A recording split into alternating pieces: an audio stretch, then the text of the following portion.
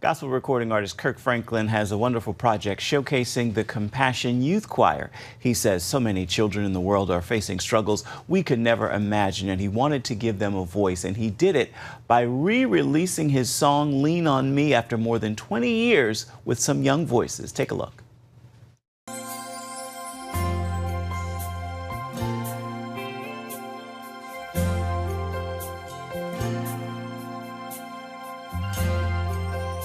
All over the world, we say, I am here. The Compassion Choir, you visit the DR with Compassion International, and we sit here with a Compassion Choir now?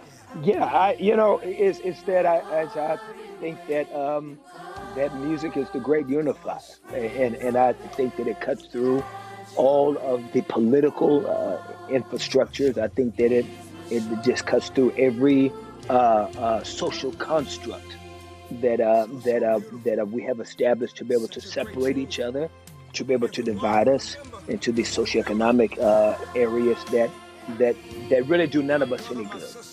And so I was very grateful and excited to bring back a song that's over 20 years old and to be able to use it as a tool to be able to get these kids that are sometimes invisible to the rest of us because we are so busy scrolling and we're so busy trying to be bosses and to be entrepreneurs and be about that bag, and that sometimes the least of us get forgotten. A little kid somewhere just needs to be reminded that they matter. And so that's my job. My job is to do that. All over the world. So we're talking young people from some 25 different countries, poor, impoverished, as you mentioned. How difficult was this technically to pull off this recording with all these kids in all these different parts of the world? It was crazy. It was crazy. These time zones, it was just crazy. It was crazy. What is it? Just necessity is the mother of invention. And I think that these last 18 months, we've been able to find out what certain buttons do. And it's like, oh, I can